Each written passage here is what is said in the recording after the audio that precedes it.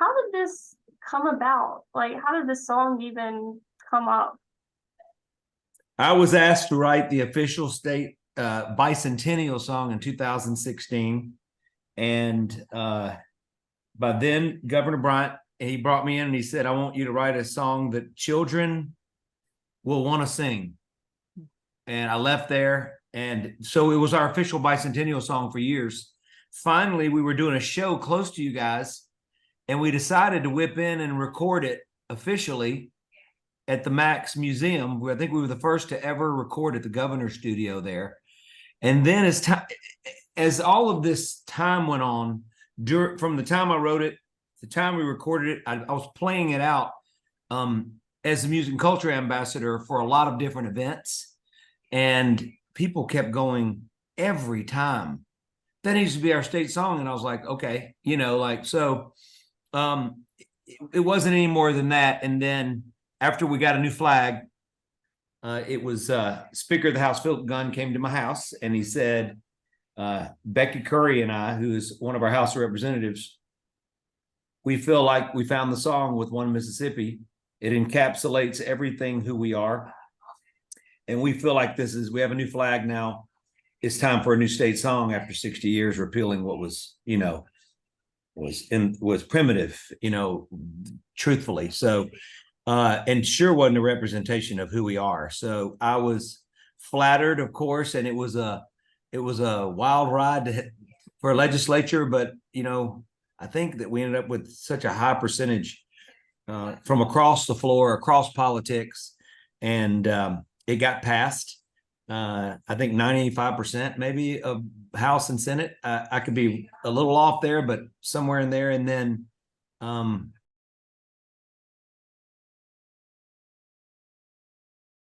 where did I miss? Where did I go away? Woo.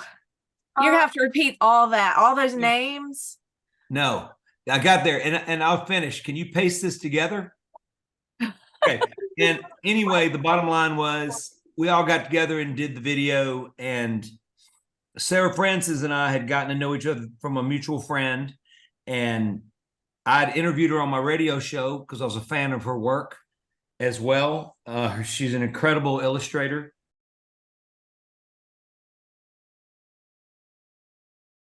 Just like a short overview about how you got chosen to. Well, how the song came to be. Yeah, well, the song, it's the original. I wrote it as the original bicentennial song. And as time went on, I played it over the years. Back, it was 2016, 2017. So I had a number of years between when it became the state's official state song to play it out. And people seemed to be excited and talk about it being the state song. Philip Gunn, our Speaker of the House, came to my house one day, pardon the pun. Him and Becky Curry had written, they came to me saying, we'd like to write the bill. We have a new flag. This is our new song. It came to be, and then then I said, well, we've got a state song now. Where's the children's book? Went to Sarah Francis Hardy. That was the next chapter. I'm a fan of her wonderful creations and illustrations. She's incredible. And now she's taken the lyric, and through 7 beautiful kids, it's come to life. So Sarah, how did well, let's just start back from the beginning when you first started drawing. Like, how did you find your drawing style?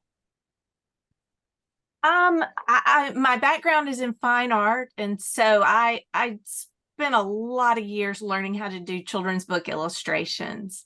And I love doing characters and people. And so I created this cast of characters for this book, a diverse group of kids. And then I just took them through lots of different situations in the state. Steve's lyrics were great because they were a good jumping off place. The kids could interact in all these different cultural places in the state and represent lots of different musicians, artists, and people and places in our state. Really cool. I like it. Lindsay is. I want to say, my man Steve. Hey, What up, Lindsay? What's up, buddy? What's happening? I haven't seen you in a long time. I just want to say hello right quick. Hey, buddy, what's happening? I'll see y'all Thursday night. All right. Okay, looking forward to it. Thank you. Look forward to seeing y'all, man. Bye-bye. Take care, buddy. All right. I love it. A lot of history in my life in Mississippi. A lot of people. This WTOK, this group of people, they're great. They're crazy. And you can't even get away from them. You be closing all the office doors. They be coming from. I love it. windows, I love it. I love it. I love it. They're trying to throw us off our game. They're doing a good job. Yes, yes, they do. So, I know that you have a daughter, Sarah. Did you ever ask for her input on your drawing? I have 3 daughters. And so this is my 4th book, children's book, to be published. And yes, absolutely, my girls are inspiration, and they have been very patient and even modeled for me when I need a certain expression or leaping or something. My middle daughter's a dancer, so that was her job pretty often. I didn't know that. Yeah. That's great. Yeah. That's breaking the child labor law in some way. It has to. I did it myself. You don't think the videos, all of my music videos from After Sunshine on were shot by my son, Strack, Nice. filmmaker in LA. So trust me, I did the same sort of deal. Well, I tell you, they are really good editors too, because especially when they were younger and they were of the age that I was writing for, because if I was reading something and they were confused or they didn't like the way something sounded, then I knew I needed to fix it. Yeah. Yeah. Kids are amazing because, like, in that regard, you were looking, it's complicated being simple. It's hard sometimes, right? Ooh, it's hard. When you're an adult, you've already left the building, and simplicity is just difficult. And with me musically, I would go off and record something, I'd come back, and it wouldn't necessarily be what the kids were used to hearing. And maybe a big producer got their hands on it, and they would just kind of look at me in the fog and go, "What happened to your song?" Like they were happy with it, and they were always right. They didn't know why, but it's amazing if you listen to your children. I mean, a lot of my success for sure has been from just going like, "Okay, I'm gonna do what you say," and they were, so young, Yeah. Mm-hmm. Well, Steve, when you were making a song for everybody, how did you pick your audience for that? Because everybody is such a broad. You talking about One Mississippi? Mm-hmm. Well, I've spent my time writing about Mississippi. I've got a lot of music, and half of my set, when I would play, no matter where it was, what arena, what theater, where in the country, where in the world, I always made sure that half of my set was about home, because I wanted people to understand that there was more to me than just a song, that where I grew up was extremely important for you to know me as a human being and as an artist, right? So I've always been, inspired by the people and places in our state, as simple as city limit signs. And I see songs when I see some things like Rosedale or Rena Laura, Coldwater or Greenville or Indianola. I can't explain to you the inspiration of seeing just the town name reminds me of something that went on in my life that I can connect to that song. So with One Mississippi, I think it did encapsulate every song that I've ever written about Mississippi. And also it was like throwing paint on the walls. So there's a lot of fragmented, you're not making a typical verse out of, okay, I'm telling you a story. I'm telling you a lot of stories in each line. Sarah Francis was able to go and have the kids act out those lines. But then with our curriculum that you can go to Sarah Francis' website for teachers, it takes you on a whole nother playing field. So it digs deeper into Mississippi's history. I didn't want to be so literal. I wanted to be that all the lines were basically an umbrella that had all of these amazing things that represent Mississippi underneath each line represent, each umbrella within that line, if that makes sense. A lot to celebrate in our state. Mm-hmm. A lot to be proud of. And I got to put the children under the umbrella. Yeah, and there they are. They're not getting wet or Fine. anything. Yeah. So Sarah, did you have to call and ask him questions about his lyrics and be like, what did you mean by this? Or is it just mostly your interpretation of it? Steve, you were pretty hands off. He was pretty hands off during the process.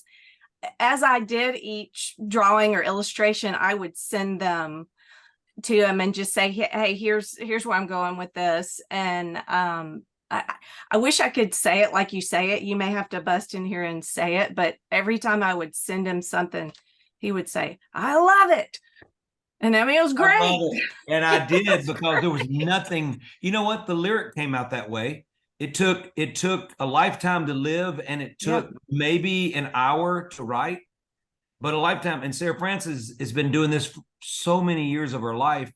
So, she's got a lot going on inside of her before the brush hits the canvas, And so I was staying in my lane, but I truly loved it. Everything. There was never a point when I went, what if you did that? Never. It was just perfect. I mean, I just think that this was meant to be, and it was out of our hands. It was it was bigger than Sarah Francis and I. Mm-hmm. I think this song, I think that the state, what I've seen and what Sarah Francis has seen, is it was timely. The world tries to divide Mississippi off of our past, rather than look at the present and see where we are and how far we've come.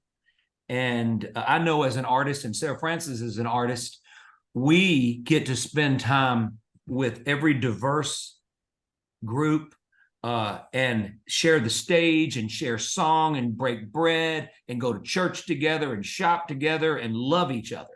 And so we only know that. And that's what the gifts that we've been given by the good Lord above, for sure, that we've been able to get better at our craft and be in touch with what matters to us and appreciate who we are as a state and the people within it and the relationships that we built.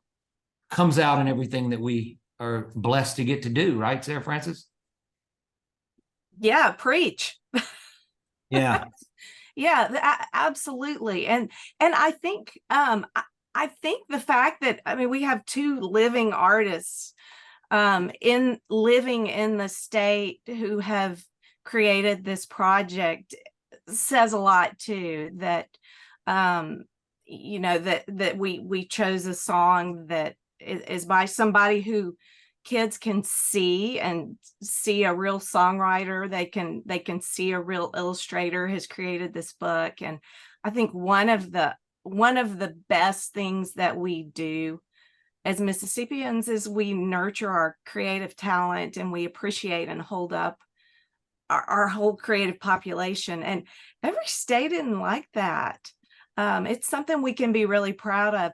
And again, you're right. There are so many great things to celebrate that are going on right now in Mississippi, and things in our past that have been good. And look how far we've come. So I do think the whole project, and you're right, Steve, is bigger than both of us. The whole project really celebrates the good things in our state.